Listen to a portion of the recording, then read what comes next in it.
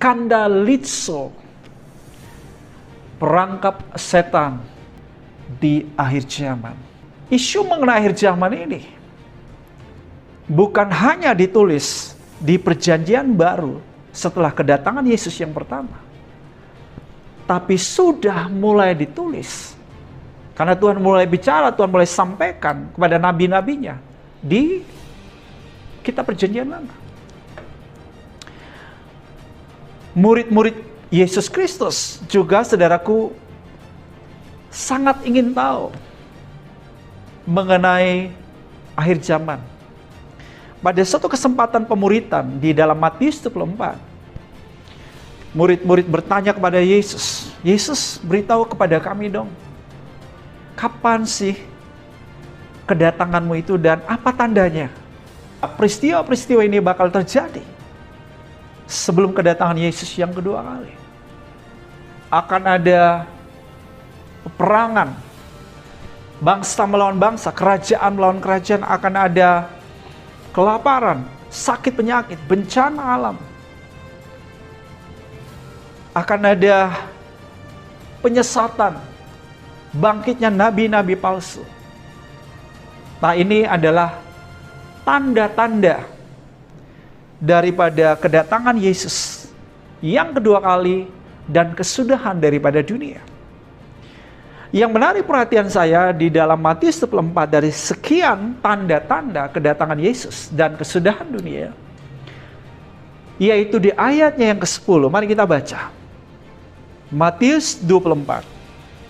"Dan banyak orang akan murtad," garis bawahi kata murtad, "dan mereka akan saling menyerahkan dan saling membenci." Kata murtad yang digunakan dalam Amplified Bible adalah offended. Ya. Oke, nanti saya akan jelaskan. Saudara, kata murtad yang muncul di ayat ini berbeda konsepnya dengan murtad yang selama ini kita pahami. Karena murtad yang selama ini kita pahami berarti kemunduran iman seseorang secara total, yang sama sekali menyangkali ketuhanan Yesus Kristus, ya, dan sudah tidak mau lagi percaya dan bertobat lagi. Itu yang disebut murtad. Bukan sekedar pindah agama, saudara, ya, atau pindah kepercayaan yang lain. Ya, itu juga, saudaraku, gambaran dari kemurtatan. Nah, lalu apa pengertian murtad yang muncul di Matius 24 ayat 10, ya? Dalam bahasa Yunaninya yang digunakan adalah kata ini, skandalizo. Skandalizo. Nah, konteks kata murtad atau skandalizo di Matius 24 ayat 10 ini, saudaraku, adalah seseorang yang tersandung, masuk, jatuh ke dalam dosa, atau jatuh atau terperangkap dalam jerat iblis karena kecewa, karena tersakiti, dan karena terlukai. Ya, karena kecewa, tersakiti, dan terlukai, lalu ini yang dia lakukan, dia menyerang. Dia menyerang yang lain. Dikatakan di ayat 10 ini, saling menyerahkan, saling membenci. Kenapa? Karena tadi kecewa, tersakiti, terlukai. Jadi balik menyerang, balik menyakiti, balik melukai yang lain. Kemudian saudara menolak firman, mulai berhenti untuk percaya. Nah, ini yang dimaksud dengan skandalizo. Kenapa seseorang bisa ngalamin skandalizo? Ya, kita bisa temukan petunjuknya di Matius 24 ini. Orang bisa mengalami skandalizo ya oleh karena berbagai penderitaan yang gak pernah selesai. Ada sakit penyakit, ada bencana alam, ada kelaparan, ada peperangan. Ini bisa menyebabkan seseorang skandalizo. Ada pengajaran-pengajaran yang tidak alkitabiah, ya, misalnya apa? Teori-teori kemakmuran, gerakan iman dan kesembuhan yang menambah bilangan orang-orang yang tersandung dan terperangkap oleh jerat iblis. berupa kekecewaan, sakit hati, terlukai, ya. Kenapa? Karena pengajaran-pengajaran yang tidak alkitabiah. Misalnya teori kemakmuran yang saudaraku mengajarkan begini, bahwa sebagai anak Tuhan kita adalah anak raja, kita adalah representatif dari raja di atas segala raja di atas segala raja yang kaya raya, yang punya segalanya, dan yang punya alam semesta ini. Maka seharusnya, ya, anak-anak Tuhan, saya dan saudara pemercaya Kristus, pemercaya Sang Raja, haruslah hidup di dalam kelimpahan, kemewahan, kekayaan yang glamor untuk menampilkan, merepresentasi kekayaan Bapa Surgawi kita. Nah, ini penyesatan yang nggak disadari oleh banyak orang Kristen. Banyak yang mengaminkan, yes, amin, amin, benar, kita harus begitu. Dia nggak sadar bahwa ini adalah perangkap setan, ya, yang membuat dia bisa skandaliso doktrin mengenai iman dan kesembuhan. Ya, praktek claim it and name it. Cukup sebutkan, cukup klaim. Maka itu terjadi ketika melihat rumah yang mewah. Yes, aku klaim ini rumah jadi milikku. Ketika melihat mobil mewah, yes, ini mobil milikku. Nah, ini adalah praktek iman kebablasan, saudara. Ya, dia sudah lebih dari Tuhan, saudara. Tinggal ngomong, sebutkan, jadi. Ya kan? Imannya si Aladin.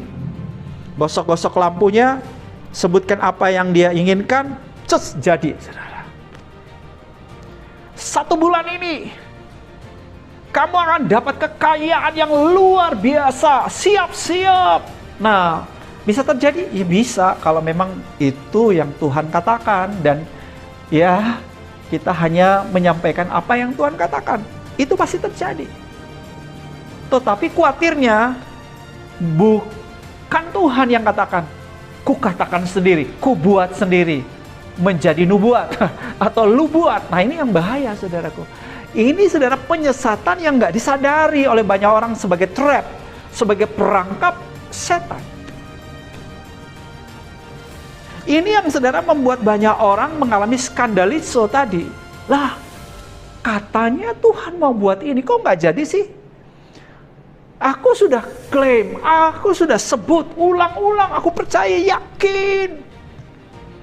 Kok nggak jadi-jadi, malah kondisi keuangan itu tambah parah, bisnisku tambah ambruk, ya, penyakitku semakin menjadi-jadi, udah ke dokter A, dokter B, udah habis uangnya, nggak sembuh-sembuh.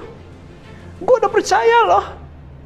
Kenapa? Nah, disinilah banyak orang, saudara, ngalami skandaliso. Kecewa sama Tuhan, sama hamba Tuhan, gereja, semua, saudaraku. Ah, udahlah, omong kosong. Tuhan nggak ada. Ya, nggak usah berharap sama Tuhan. Ya, Tuhan nggak adil. Tuhan nggak baik. Saudaraku, ini yang sedang terjadi hari-hari ini, saudaraku. Banyak orang, saudara, di musim pandemi ini ngalamin skandaliso. Ya. Mereka, saudara, percaya, tulus murni berharap Tuhan sembuhkan. Mereka yakin, doa-doa mereka yakin, mereka puasa mereka yakin.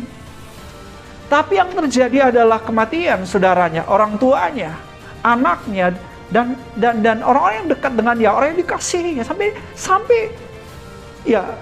dia bingung, nggak ngerti mana sih Tuhan itu.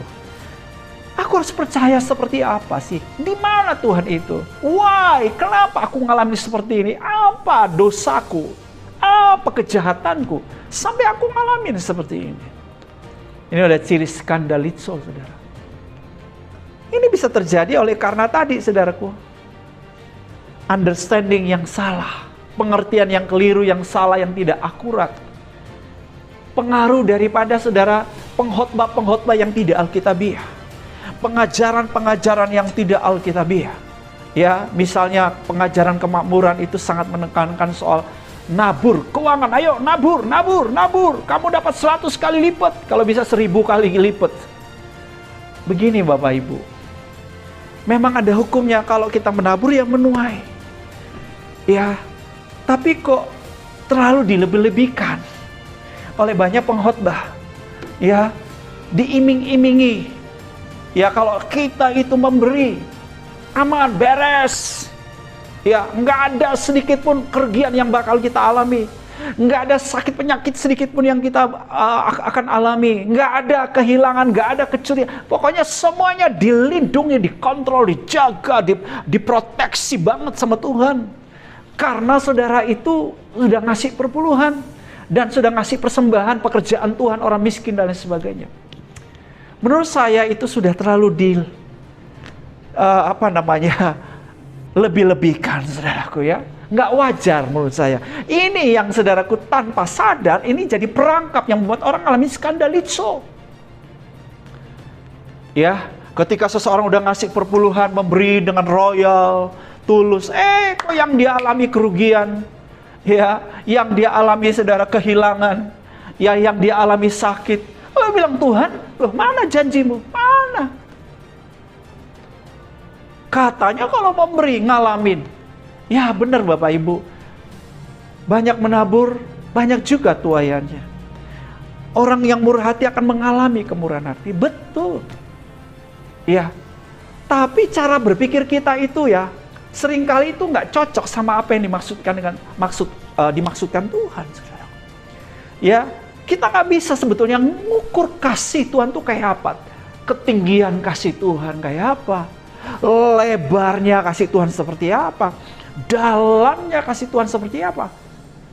Kita nggak bisa jangkau dengan saudara otak kita ini. Nggak bisa jangkau, saudaraku. Ya. Itulah sebabnya Bapak Ibu. Kita mesti lakukan. Nah, nanti saya akan beritahu apa yang kita lakukan supaya kita nggak skandalizo.